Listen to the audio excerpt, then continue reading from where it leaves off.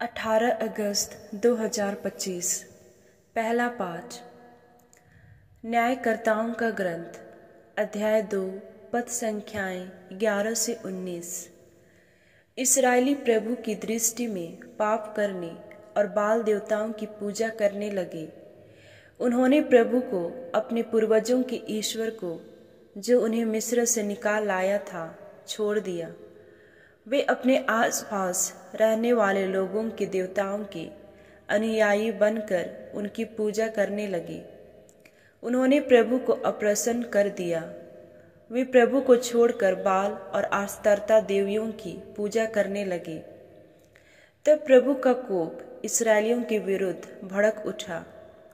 उसने उन्हें छापामारों के हवाले कर दिया, जो उन्हें लूटने लगे। उसने उन्हें उनके शत्रुओं के हाथ बेच दिया और वे उनका सामना करने में असमर्थ रहे।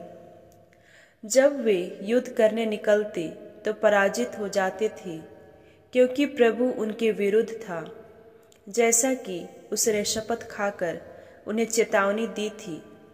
जब जब इस्राएलियों की दुर्गति बहुत अधिक बढ़ जाती थी, तो प्रभु न्यायकर्ताओं को नियुक्त किया करता था, जो उन्हें लूटने वालों के हाथ से बचाया करते थे। किंतु वे न्यायकर्ताओं की बात नहीं मानते और पथभ्रष्ट होकर पराये देवताओं की पूजा और उपासना करते थे। वे प्रभु की आज्ञा पर चलने वाले अपने पूर्वजों का मार्ग शीघ्र ही छोड़ देते थे। वे अपने पूर्वजों का अनुकरण नहीं करते थे। जब प्रभु उनके लिए कोई न्यायकर्ता नियुक्त करता था, तो प्रभु उसका साथ देता, और जब तक न्यायकर्ता जीता रहता था, तब तक प्रभु इस्राएलियों को उनके शत्रुओं के हाथ से बचाया करता था। क्योंकि जब वे अपने अत्याचारियों के दुर्व्यवहार से पीड़ित होकर कराहते थे, तो प्रभु को उन पर तरस आता था। परंतु जब वह न्यायकर्ता मर जाता था, तो वे शीघ्र ही अपने पूर्वजों से भी अधिक घोर पाप करते थे। वे पराये देवताओं के अनुयायी बनकर उनकी पूजा और उपासना करते थे। उन्होंने अपनी पुरानी आदतें और हठीला व्यवहार कभी नहीं छोड़ा। प्रभु की वाणी। संत मत्ती के अनुसार पवित्र सुसमाचार, अध्याय 19, पद संख्याएं 16 से 22। एक मनुष्य ने यीशु के पास आकर कहा, गुरुवर, अनंत जीवन प्राप्त करने के लिए मैं कौन सा भला कार्य करूं? यीशु ने उत्तर दिया, भले के विषय में मुझसे क्यों पूछते हो? एक ही तो भला है। यह तुम जीवन में प्रवेश करना चाहते हो तो आज्ञाओं का पालन करो। उसने पूछा, कौन सी आज्ञाएं? यीशु ने कहा, हत्या मत करो, व्यभिचार मत करो, चोरी मत करो, झूठी गवाही मत दो, और अपने माता पिता का आदर करो, और अपने पड़ोसी को अपने समान प्यार करो। नवयुवक ने उनसे कहा, मैं इन सब का पालन किया है। मुझ में किस बात की कमी है?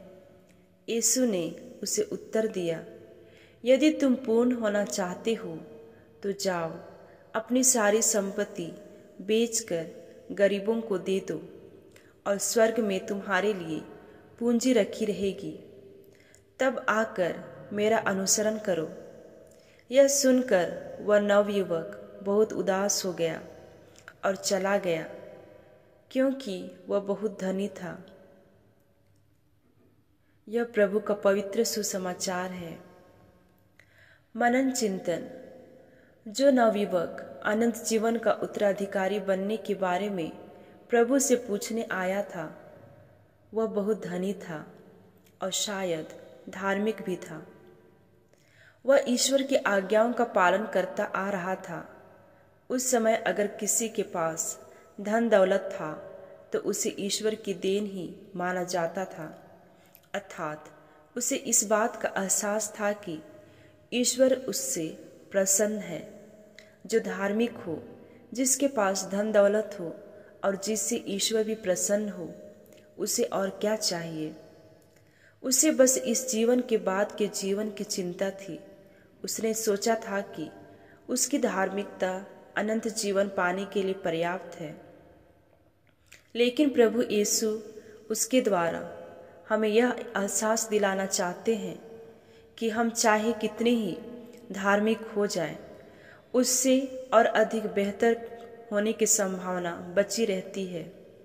उस व्यक्ति की कमी यह थी कि वह अपनी धन संपत्ति से बहुत अधिक प्यार करता था। वह उसी में खोया हुआ था। प्रभु ने भी कहा है, जहाँ जिसका धन होगा वहीं उसका मन होगा। उसका मन अगर उसे ऊपर की चीज़ों में लगाना है तो पहले इस संसार की वस्तुओं से मुंह मोड़ना पड़ेगा।